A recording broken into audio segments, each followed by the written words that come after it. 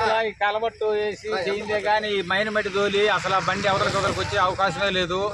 దీన్ని ఇవ్వకుండా కానంటే మళ్ళీ మేము చర్యలు తీసుకోవాల్సి వస్తుంది. ఇక్కడ ప్రతి ఆటో కానీ ప్రతి లారీ కానీ మొత్తం ఇరుక్కోపోతా ఉన్నాయి. ఆ పక్క ఈ పక్క కంకర పోసి కాంక్రీట్ చేయిందే మాత్రం బండ్లు పోయే అవకాశమే లేదు. ఆర్ఎంఐ వారు దాన్ని ముందరనే త్వరగా చూసి మాకు ఎమర్జెంట్గా పోయికుంటే మా ఫలితాలు ధాన్యం అంతా ఈ దోమన రావాలా. రావడానికి వీలు లేకుండా మేము నానా ఇబ్బందులు పడతా ఉన్నాము. ఈ కాంట్రాక్టుదారులు చేసిన పనికి మేము ఇబ్బంది పడిపోతా ఉన్నాము.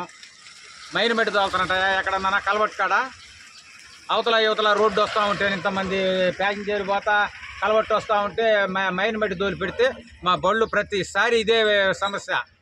దేవరవేమూరు, కటుముడిపల్లి, కలిసేడు అన్నీ ఆ రూట్కే రావాలా.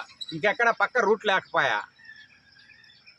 దేవరవేమూరు కలిసేడు పోయే రోడ్డు ఇక్కడ ఎల్లింగ్ షాప్ దగ్గర ప్రతి రోజు బండ్లు ఇరుక్కోపోయి నానాకు ఇబ్బందిగా ఉండము. దీన్ని ఎవరు పట్టించుకునే నాదుడే లేడు. రాత్రి నుంచి 9 గంటలకు బండి ఇరిగితే తెల్ల 6 గంటల దాకా బండి ఇక్కడే ఉంది.